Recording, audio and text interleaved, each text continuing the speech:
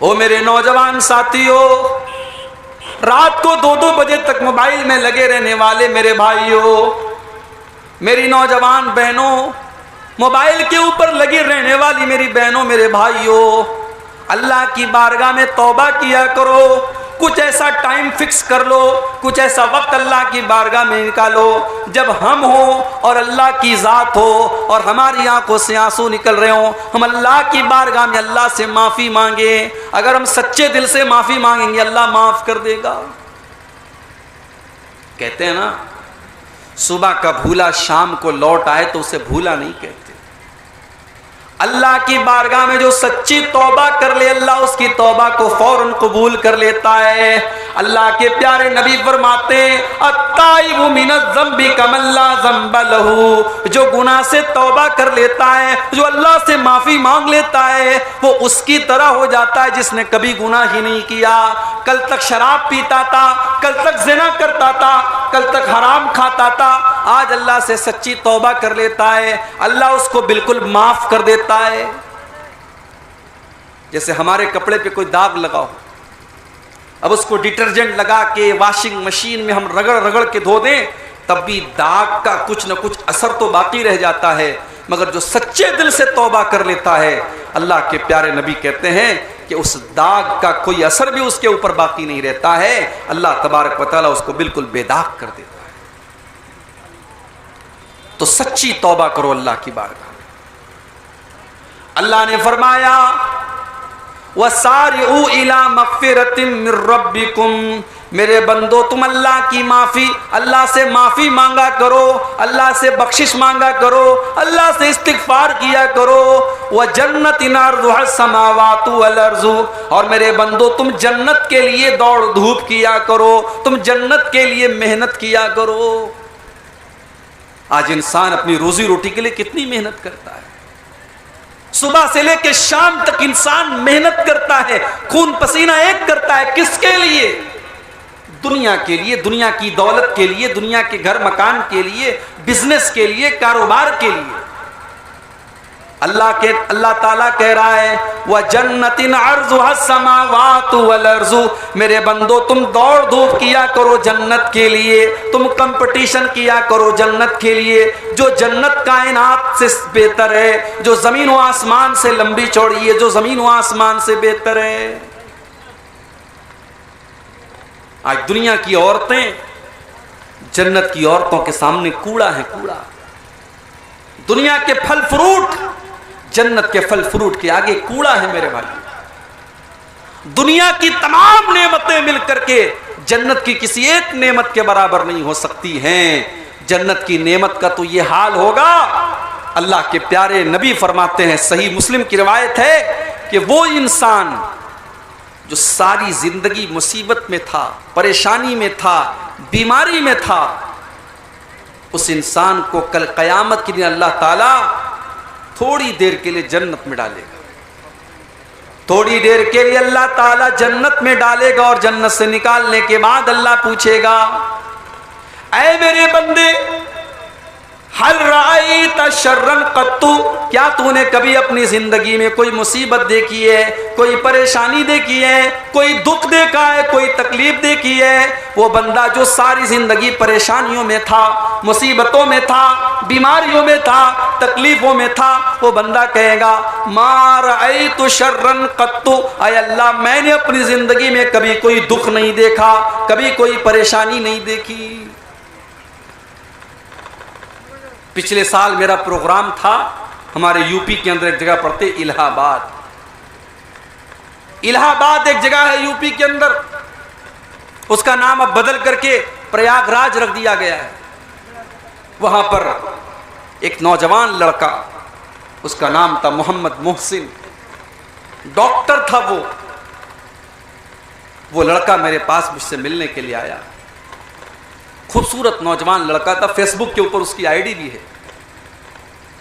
मुझसे दुआ सलाम हुई, हाल चाल हुई, बातें हुई, उसने मेरा मोबाइल नंबर भी लिया। और आज मैं फेसबुक खोल करके क्या देख रहा हूं कि 3-4 दिन से वो लड़का बीमार था, उसको डेंगू हुआ था और कल उसका इंतकाल हो गया। नौजवान लड़का 20 से 25 साल की उम्र है मेरे भाइयों, दीनदार है, बाअखलाक है, मिलनसार है। एक बीमारी आती है और एक झटके में उसको लेके चली जाती है।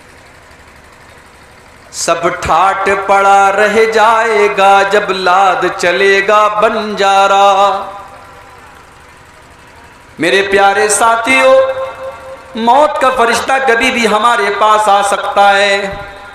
वो ये पूछ करके नहीं आएगा कि अब्दुल गफ्फार साहब आपके घर वालों को आपकी जरूरत है, आपके बच्चों को आपकी जरूरत है, आपकी बीवी को आपकी जरूरत है। वो ये भी नहीं पूछने आएगा कि अभी आपको तो दुनिया के लिए बहुत कुछ करना है, अभी आपकी उम्र ही क्या है, मौत तो अपने टाइम पर आ जाएगी। और जब मौत आएगी तो फिर हमको नेकी करने का मौका नहीं मिलेगा, फिर तौबा करने का मौका नहीं मिलेगा, फिर सुधरने का मौका नहीं मिलेगा।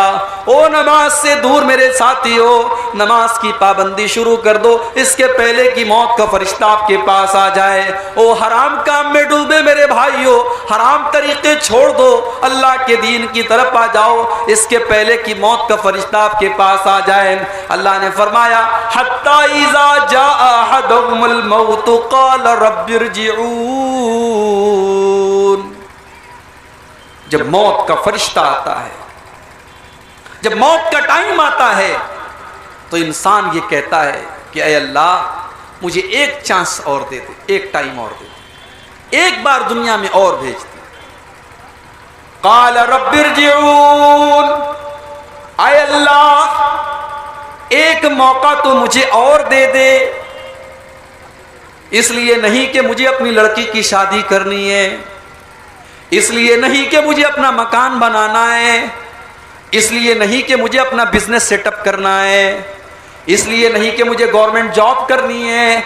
लअल्ली आमलु सालिहा, ऐ अल्लाह मुझे मौत का अंदाज़ा नहीं था, मैंने सारी ज़िंदगी गुनाह किया है, मैंने नाफरमानी किया है, मैंने तुझको नाराज़ किया है। ऐ अल्लाह तू एक चांस और मुझे दे दे। लअल्ली आमलु सालिहा, मैं वादा करता हूँ मैं नेक अमल करूँगा, मैं तुझे राज़ी करने वाला अमल करूँगा, मैं ऐसा अमल करूँगा जिससे तू राज़ी हो जाए। ये कब कहेगा इंसान? मौत को देखने के बाद कहेगा। अल्लाह फरमाएगा कल्ला, ऐसा कभी नहीं हो सकता।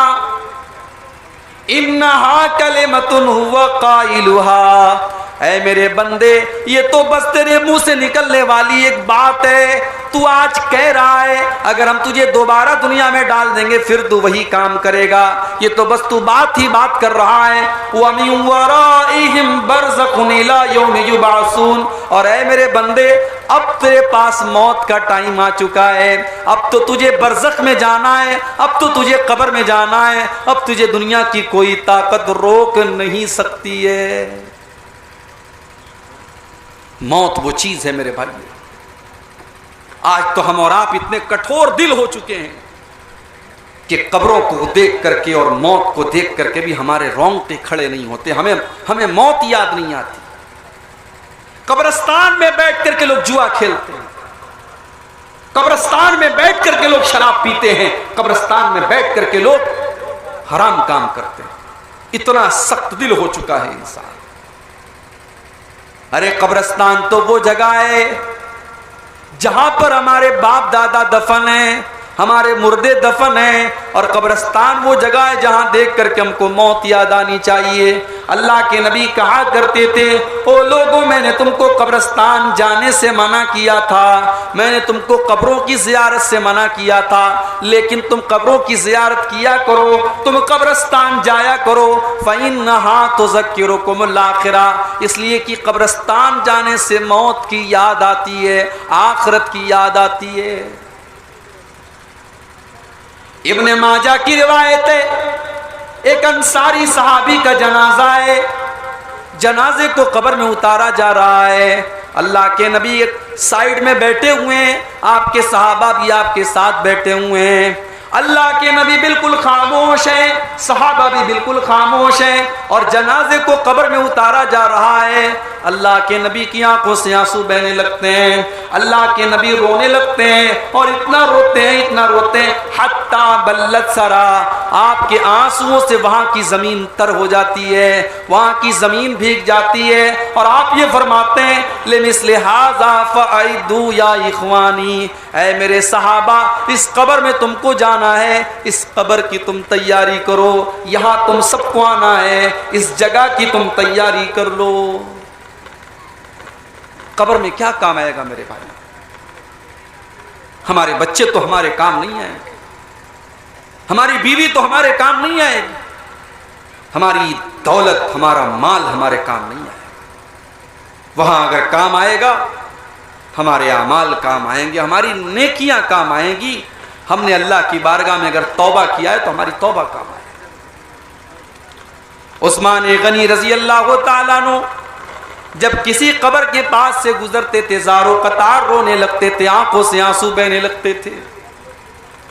किसी ने पूछा, आए उस्मान गनी, जन्नत की बात होती है तो आप रोते नहीं है, जहन्नम की बात आती है तो आप रोते नहीं है, लेकिन अब आप जब आप किसी कब्र के पास से गुजरते हैं तो रोने लगते हैं, क्या बात है? उस्मान गनी कहते हैं, ओ लोगों, मैंने अपने प्यारे नबी को ये फरमाते हुए सुना है, इन्नल कब्र अव्वलु मंजिल मिन मनाजिलिल आखिरा, बेशक ये कब्र आखिरत की पहली मंजिल है, जिसने इस मंजिल को पार कर लिया उसके लिए आगे की मंजिल आसान है।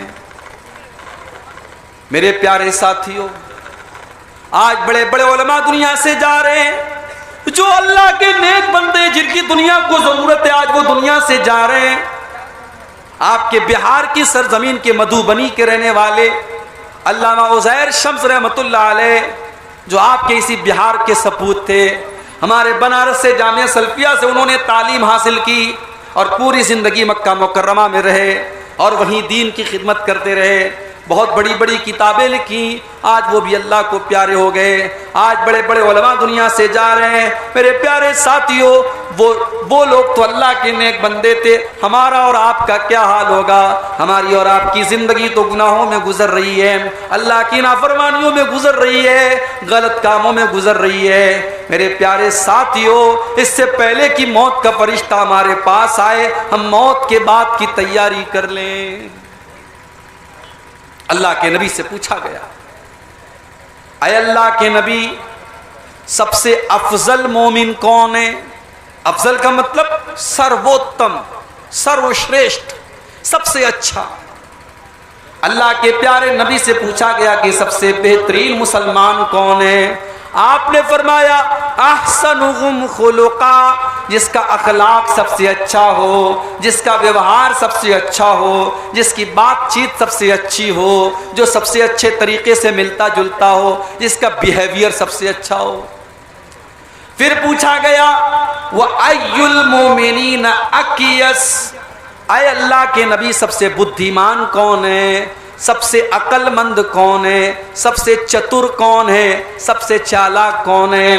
अल्लाह के प्यारे नबी ने फरमाया अक्सरुहुम ज़िक्रन लिल मौती व इस्तिदादन लिमा बादहू, सबसे ज्यादा मौत को याद करने वाला और मौत के बाद की जिंदगी की तैयारी करने वाला। आज हम मौत को याद नहीं करते, वो मौत जो हमें हमारा अंजाम याद दिलाती है। मेरे प्यारे साथियों, जरा अपने नबी की मौत का टाइम याद करो। सोमवार के दिन अल्लाह के नबी का इंतकाल होता है, जुमेरात का दिन है, जोहर की नमाज का टाइम है।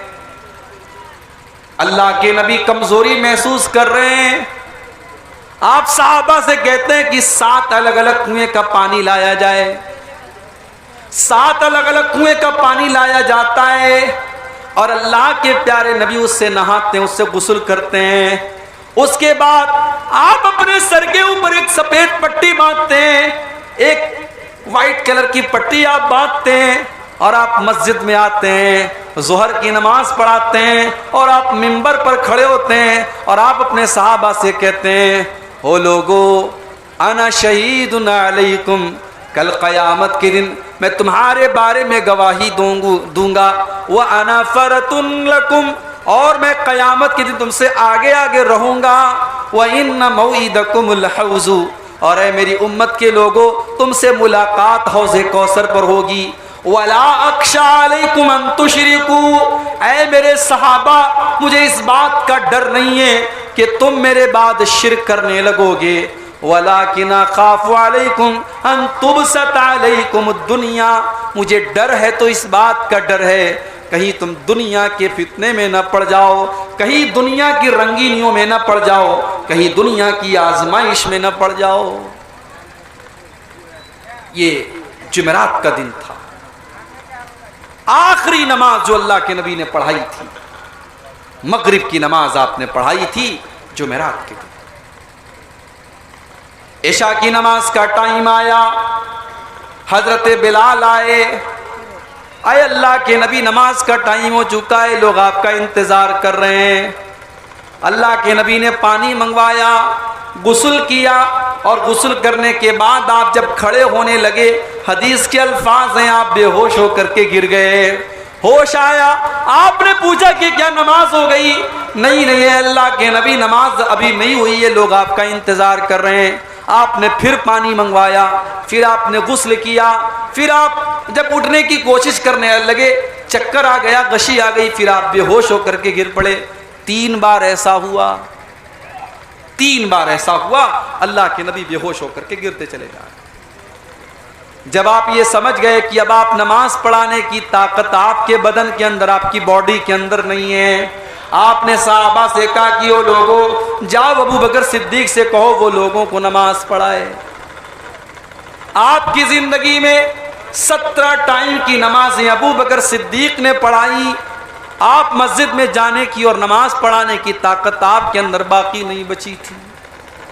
वो लोगों, वो नबी जो हम सबके नबी थे, जो रहमतुल लिल आलमीन थे, जो अपनी जान से ज्यादा हमको प्यारे हैं, उस नबी के आखिरी टाइम को जरा याद करो। जुमा का दिन आया, अल्लाह के नबी मस्जिद में आते हैं, खुतबा देते हैं, और खुतबे में आप ये कहते हैं कि ओ लोगों, अल्लाह ने अपने एक बंदे को ये इख्तियार दिया था, अपने बंदे को ये चॉइस दी थी कि चाहे तो वो बंदा दुनिया की नेमतों को ले ले, और चाहे तो वो अल्लाह के पास चला जाए।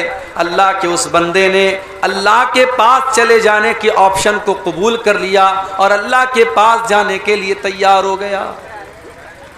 अभी अल्लाह के नबी ने इतना ही बयान किया था, अबू बकर सिद्दीक रज़ी अल्लाह ताला अन्हु रोने लगे और आंखों से आंसू बहने लगे और कहने लगे, फदैना कभी आबाइना व उम्महातिना, अय अल्लाह के नबी, हमारे माँ बाप आपके ऊपर कुर्बान हो जाएं।